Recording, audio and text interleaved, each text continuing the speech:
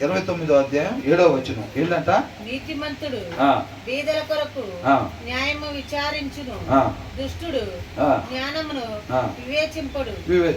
ఏం చేయడంట? మళ్ళీ ఇక్కడ 2 రకాల జనం మన ముందు కనపడుతున్నారు. ఎవరు?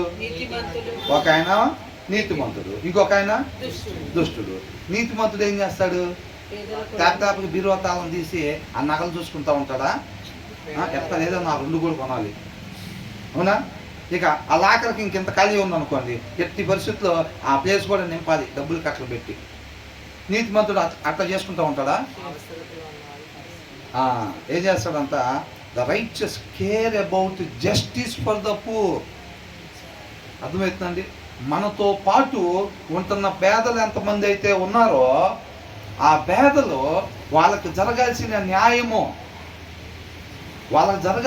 న్యాయం ఏంటో చూస్తాడు. నీతిమంతుడు దృష్టి అక్కడ ఉండిద్ది అన్నమాట. తన హృదయం దాని మీద నిలుపుతాడు. నా చుట్టూ దేవుడు నన్ను ఉంచిన ప్రదేశాల్లో నా చుట్టూ అల్పులు ఎంతమంది ఉన్నారు. మత్తయి సువార్త 25:35 ఏంటంట? నేను ఆకలిగా ఉంటే అన్నం పెట్టారు. ప్రభు నువ్వెప్పుడు ఆకలిగా ఉన్నావు అంటే మీ చుట్టూ అల్పులు అని అంటున్నాడు. క్వశ్చన్ పేపర్ ముందే ఇచ్చాడు. మనం క్వశ్చన్ పేపర్ ఇస్తే కూడా చదువుకొని ఎగ్జామ్ రాయలేకపోతే ఏమైతే ఇంకా, అవునా? రేపు ఆయన వస్తే ఏం అడుగుతాడో చెప్తున్నాడు, ఎలా ఉండమంటున్నాడో చెప్తున్నాడు, ఎలా ఉండేవాడు ఆయనతో పాటు ఉంటాడో చెప్తున్నాడు. మొత్తం క్వశ్చన్లు అన్నీ కూడా ముందే చెప్తున్నాడు, ఆన్సర్లు కూడా మొత్తం ఇచ్చేసి చెప్తున్నాడు అన్నమాట.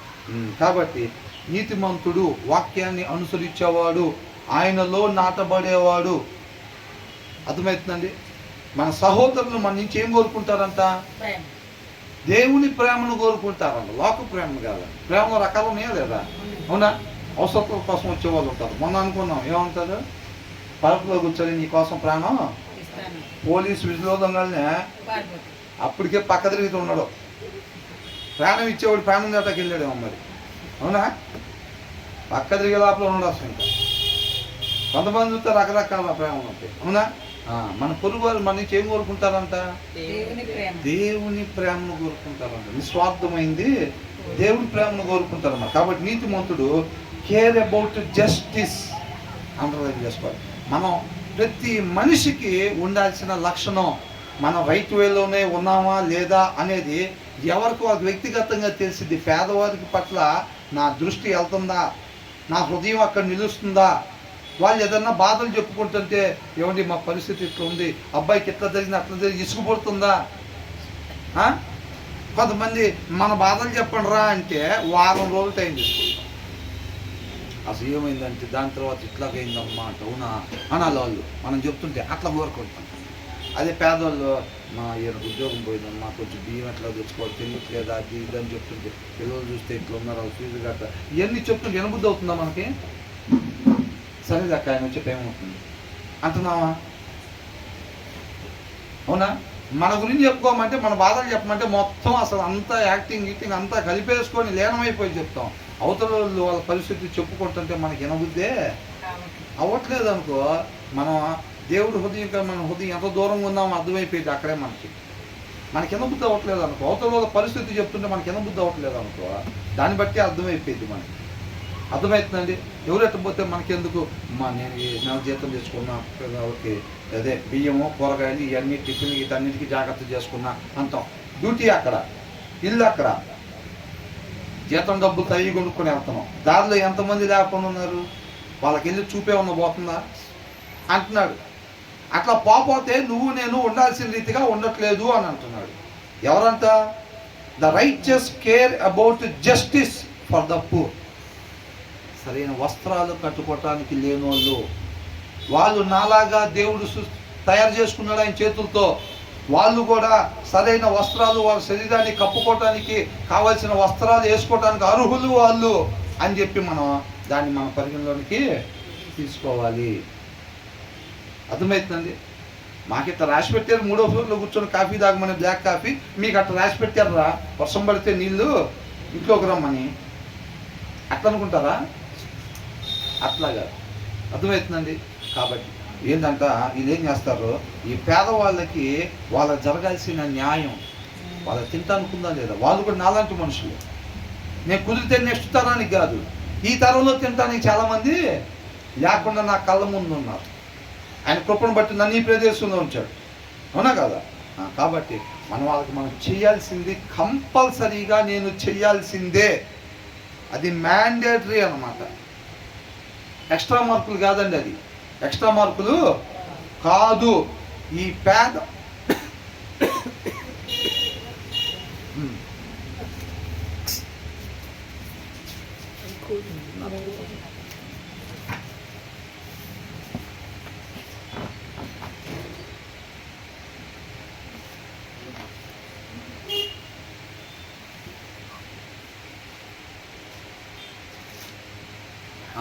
ఈ పేదవాళ్ళ గురించి ఖచ్చితంగా వాళ్ళకి నేను చేయాల్సిన పని. ఇప్పుడు పేదలకి గవర్నమెంట్ ఉంటుందో చూసారండి, అట్లాగా దేవుడు ముందు నుంచే పెట్టింది ఏంటంట, ఎవరైతే ఈ నీతిమంతులు ఉన్నారో వాళ్ళే ఈ పేదవాళ్ళకి ఎవరైతే ఉన్నారో వాళ్ళందరికీ కూడా ఒక గవర్నమెంట్ లాగా న్యాయం చేయాల్సిన రెస్పాన్సిబిలిటీ వీళ్ళది, మనది.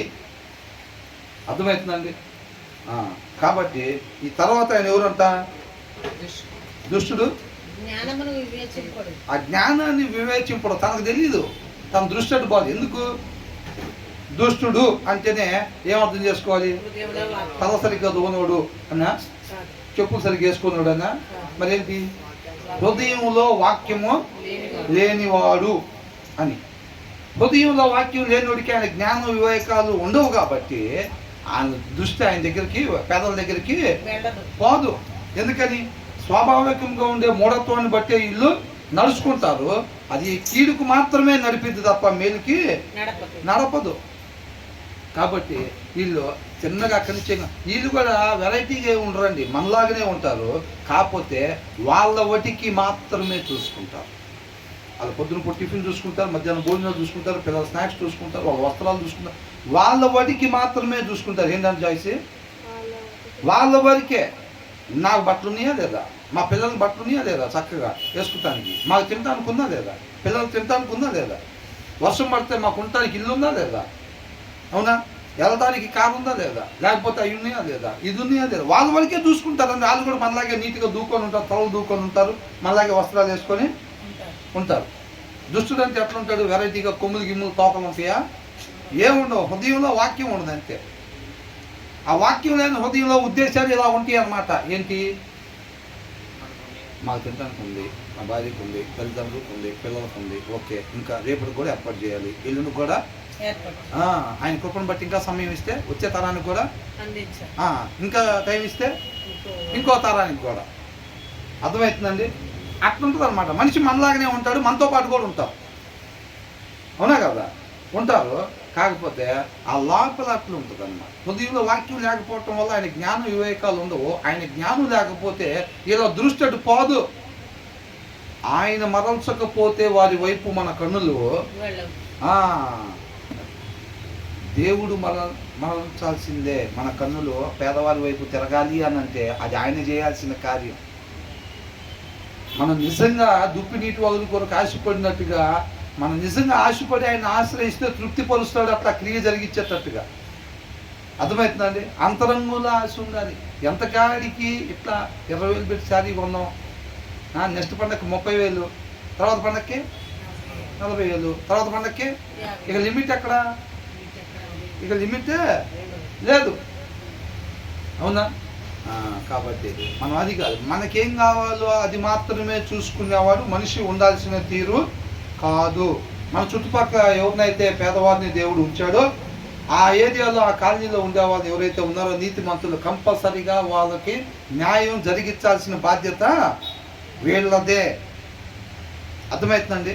ఎంతమందికి అర్థమైంది ఈ మాట? ఏదో మీరేదో అటు ఇటు జిగ్జాగ్ బుట్టాలినట్టు వెళ్ళారు, లేకపోతే మాకేం అర్థం అవ్వలేదు కదా అసలు. ఇప్పుడు మన ఏరియాలో, మన కాలనీలో దేవుడు మన దృష్టికి తీసుకొచ్చే పేదవారి యొక్క బాధ్యత ఎవరిదంట? మనది.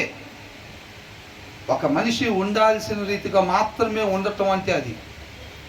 ఆ కాలనీలో పేదవాళ్ళ గురించి పట్టించుకోకుండా నువ్వు 50 అధ్యాయులు బైబిల్ చదువు, 100 అధ్యాయులు బైబిల్ చదువు, సారాంశం అక్కడ వదిలిపెట్టిపోతున్నావు అని అర్థం. అర్థమవుతుందండి? నువ్వు సారాంశాన్ని పిక్ చేసుకొని వెళ్తుంటే కనుక ఆటోమేటిక్గా నీ కన్నులు అటు పోతాయి. నువ్వు రోజు వచ్చిపోయేటప్పుడు ఎవరినైతే చూస్తున్నావో, తినడానికి సరిగ్గా లేకుండా ఉన్నావో ఆయన దృష్టికి తీసుకొస్తాడు. తీసుకురాకుండా ఏం అడగడు నేను లెక్క. నువ్వు ఎవరెవరికి సహాయం చేయాలి, ఏ టైంలో చేయాలి, మొత్తం కూడా ఆయనే నడిపిస్తాడు. కాబట్టి నీకు జీతం వచ్చినప్పుడు నువ్వు ఇక్కడ కొనుక్కొని ఈ పిల్లలకి తీసుకెళ్ళడం తప్పని ఏం అంటలేదండి. వాళ్ళని కంపల్సరీగా ఫ్యామిలీని చూడాలి, అది బాధ్యత, మ్యాండేటరీ అది. కాబట్టి ఈ దారిలో ఎవరైతే ఉన్నారో అలాంటి వాళ్ళకు కూడా నువ్వు అట్ ద సేమ్ టైం మనం కూడా తీసుకొని ఈ దారిలో వీళ్ళకి ఎవరికైతే ఉన్నాయో వాళ్ళకి ఇచ్చేసి మన పిల్లలకు కూడా తీసుకెళ్లే హృదయాలు మనం కలిగి ఉండాలి. పండగ వస్తుంది, బట్టలు 1,50,000 ఉన్నాయి, అవునా? 1,50,000 పెట్టి బట్టలు సరిపోతాయి కదా నలుగురికి. ఎంతంట? నలుగురికి 1,50,000. సాగుతాయా సాల్వా? వచ్చిన జీతం ఏమైనా అడ్వాన్స్ తెచ్చుకున్నావా? సరిగ్గా వస్త్రాలు కట్టుకోవటానికి లేకుండా ఉన్నవాళ్ళు, 2 జతలు 3 జతలు ఉతుక్కొని వేసుకునే వాళ్ళు ఉన్నారు, అవునా కదా? మరి వాళ్ళ గురించి మనకు అవసరం ఎంతవరకు చూసుకొని వాళ్ళకి వస్త్రాలు ఎవరెవరికైతే ఇవ్వగలుగుతామో ప్రతి సందర్భాన్ని మీరు ఏంటంట మేలు చేయటానికి అవకాశం ఉన్నప్పుడంట మేలు చేయకుండా ఉండకూడదు అని అంటున్నాడు. అర్థమవుతుందండి? అట్లాగా. కాబట్టి మనం సహాయం చేయడానికి అవకాశం ఉన్నప్పుడు తప్పకుండా మనం సహాయం చేసే వారంగా ఉండాలి అని అంటున్నాడు. కాబట్టి నీతిమంతుడు ఆ పేదల దృష్టి, ఎవరైతే అలుపులు, అర్థమవుతుందండి, అవసరతల్లో ఉన్నవాళ్ళు, కాబట్టి వాళ్ళకి ఖచ్చితంగా న్యాయం చేయాల్సిన బాధ్యత మనదే. అంటే రేపు దేవుడు మీ అమ్మకు పెట్టావా లేదా, నీ భార్యకి పెట్టావా లేదా, మీ పిల్లలకి తిండి పెట్టావా లేదా అంతవరకు అడిగి ఆపేస్తాడంట. ఏమడుగుతాడంట? నీ చుట్టూ నిన్ను ఉంచిన ప్రదేశంలో కొంతమంది అలుపుల్ని ఉంచాను, నీ దృష్టికి అనేక సార్లు నేను తీసుకొచ్చాను. దాన్ని వారి సంగతి ఏంటని దేవుడు ఖచ్చితంగా అడుగుతాడు అంటున్నాడు. అది మనిషి ఉండాల్సిన విధానం అంట. వాళ్ళకి న్యాయం చేయాల్సిన బాధ్యత మనది. The righteous care about justice, వాళ్ళకి జరగాల్సిన న్యాయం for the poor, but the wicked have no such concern. అలాంటి ఉద్దేశం ఏమి కూడా ఈ దుష్టుడికి, మూర్ఖుడికి, అవివేకికి, అజ్ఞానికి ఉండదు అని అంటున్నారు. అవునా? అవునా కదా? కాబట్టి మనం ఏం చేయాలంట, చక్కగా మనం దేవుడు ఏ రీతిగా అయితే మాత్రం ఉండమని చెప్తా ఉన్నాడో మనం అదే రీతిగా మాత్రమే మనం ఉండేవారంగా ఉండాలి. దేవునికి మహిమ కలుగుతారు.